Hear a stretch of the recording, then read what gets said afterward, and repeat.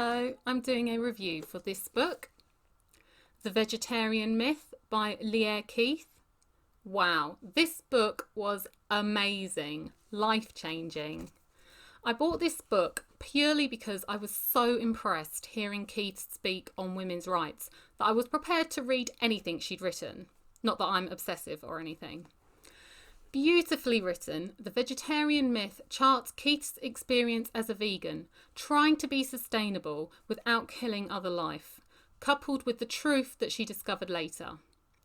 Hard as it may be to accept, we are designed to eat meat. It's in our teeth, our digestive system, and our microbiota. Even harder as it may be to accept, vegetarian and vegan diets also rely on the death of animals. Keith chose to be vegan as a young woman for very good reasons. She couldn't stand what was being done to animals, the murder of animals so that she could eat, or the torture of industrial farming. Many of us can relate to these feelings. However much we might enjoy a bacon sandwich, the guilt leaves a bitter taste in our mouth. 20 years later, and Keith started eating meat again. Not because she changed her principles, but because her body was beyond exhaustion. It was destroying itself in search of the nutrients it needed. And with education, Keith came to realise that humans need to eat meat. This statement sounds like heresy, but according to Keith, there is a lot of science to back it up.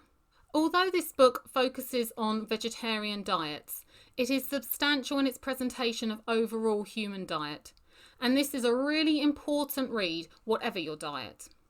It's about what we should be eating, why what we're currently eating is so devastating to our planet and our personal health, and how we can possibly live sustainably, genuinely sustainably. This is an incredibly important book. It was difficult to read. I cried reading this book. It's completely changed my thoughts on food and diet, and I'm not even a vegetarian.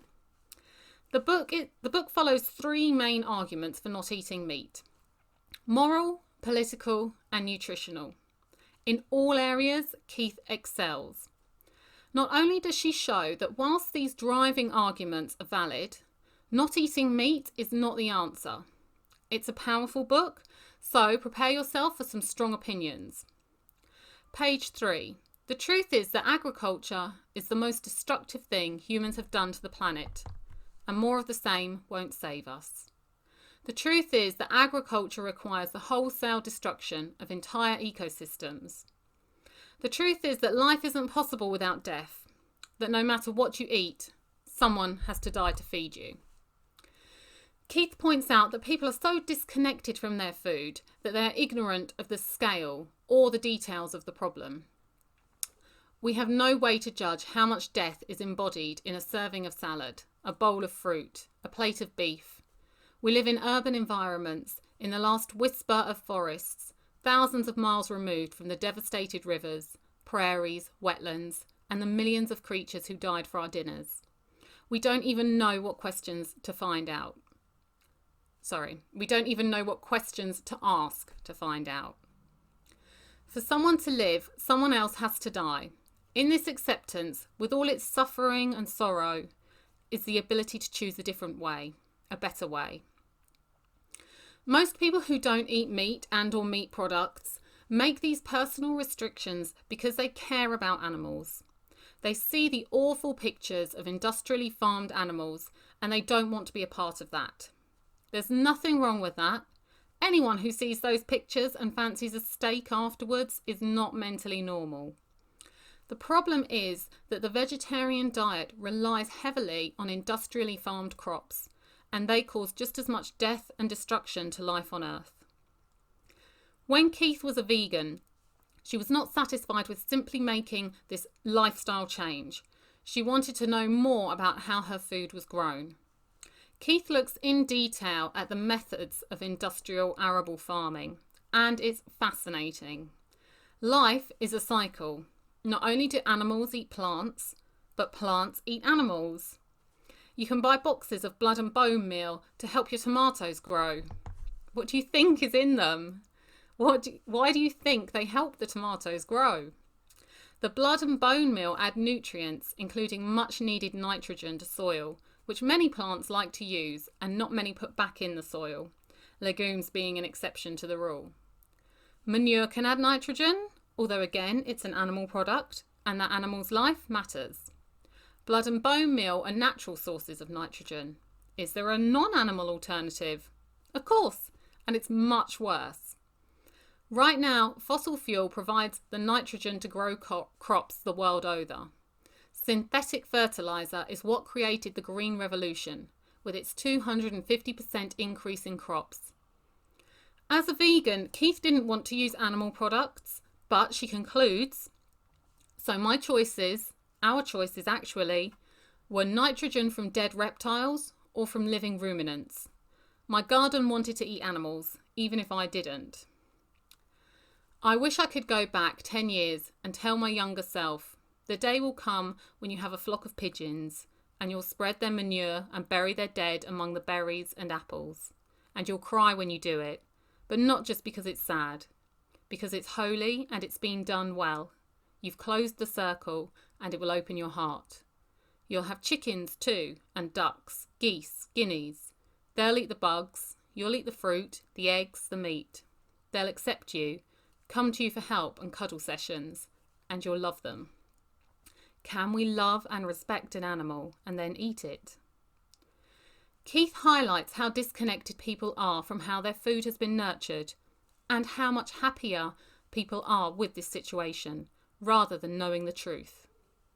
For people who don't eat meat, they may publicise those awful videos of animal torture in factory farms, whilst at the same time they ignore the destruction of wildlife caused by farming of monocrops and the millions of insects murdered to allow them to remain for humans.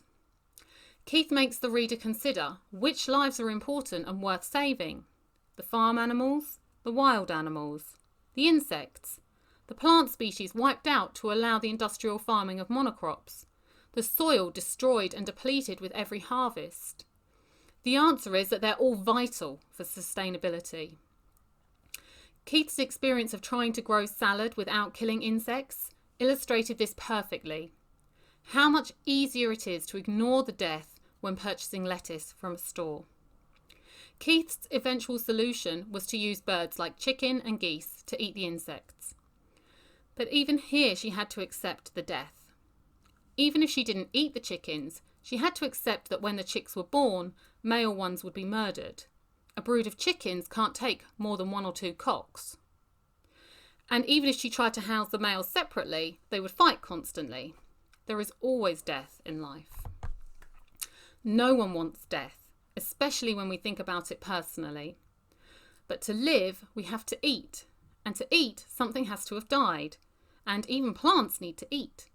And you know what plants need to eat? You guessed it. It's animals if you didn't guess it. Life is not a straight line of progression. It's transference of energy. And you don't need to be a mathematician to understand that the amount of energy we're using to produce food cannot be maintained. Life is all about circles and cycles. No species is dominant. No species is immune from death or immune from killing. It can be hard to accept that you must kill. But once you do accept it, you can then raise the standards of those deaths and understand the divinity in them, instead of turning away because it's too unsightly to confront, and by doing so, allow someone else to do the deed in conditions which are intolerable.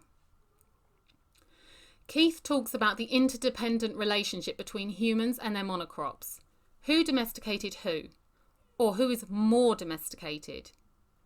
Humans or wheat? Page 27. We supplied the brute force. As far as corn is concerned, we're just the draft horse. Think of how much we work for and pamper these plants. Keith discusses the opiate and addictive effect that grain-based foods have on humans. That's the full and content feeling that you get after eating them. And this is really interesting to help explain why humans have worked so hard to cultivate these plants despite the negative effects on our health. She talks about the chemicals that plants have developed to encourage animals to eat them.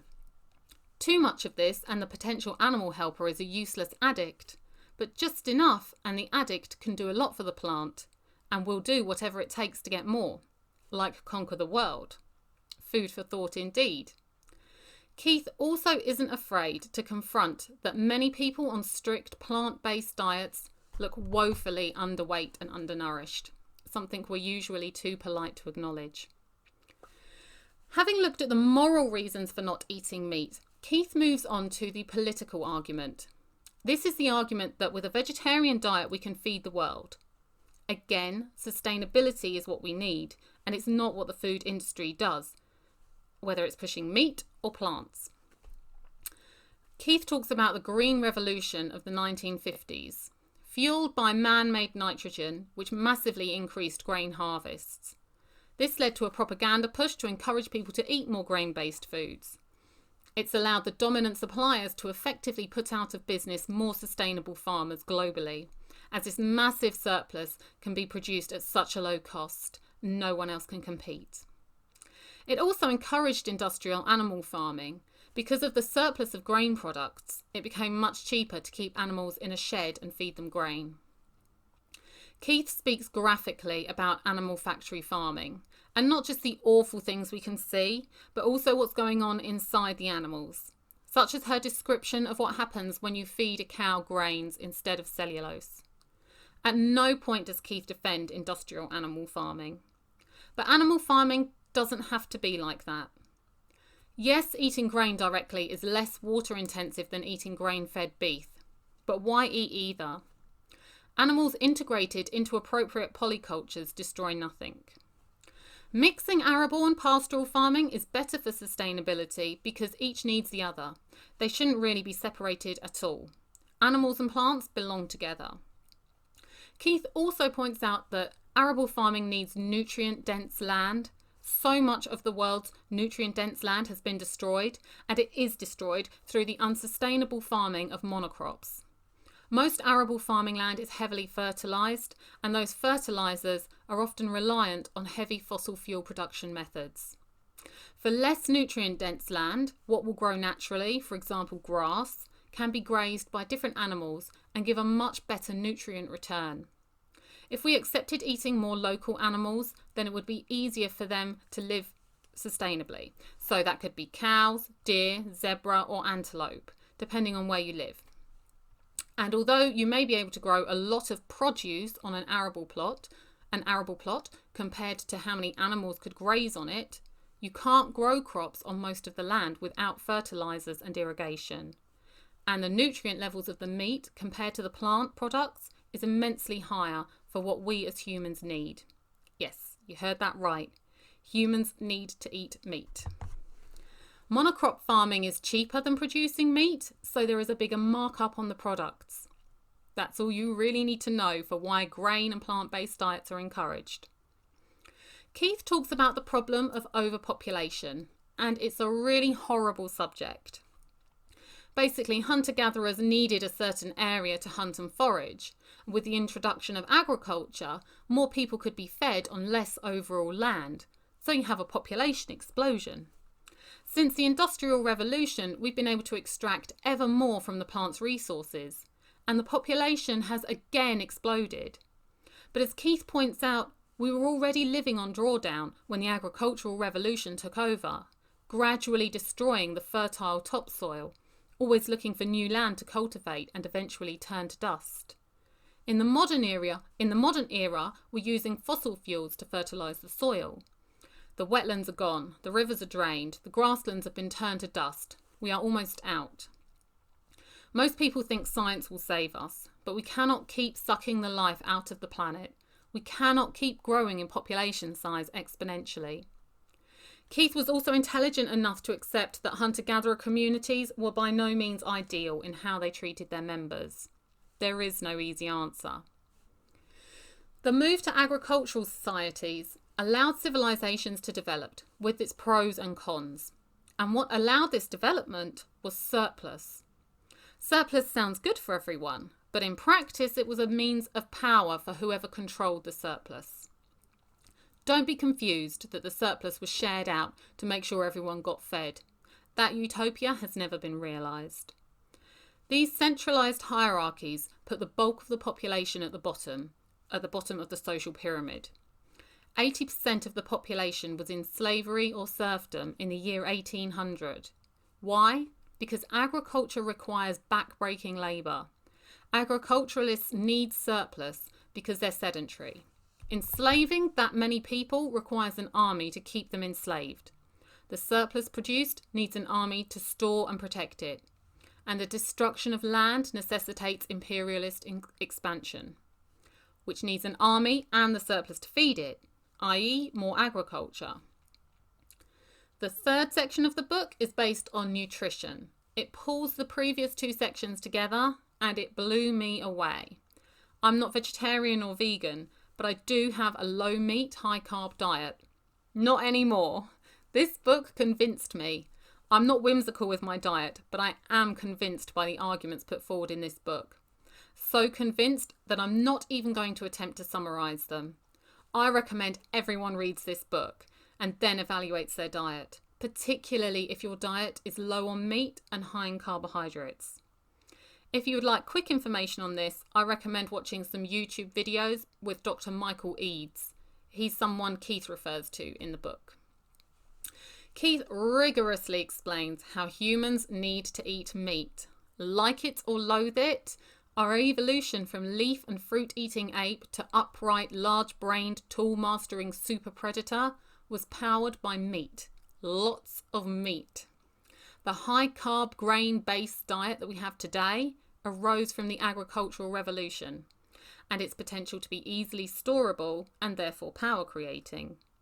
Flour, bread, cakes, biscuits, sugar, cereals, pasta, rice, vegetable oils.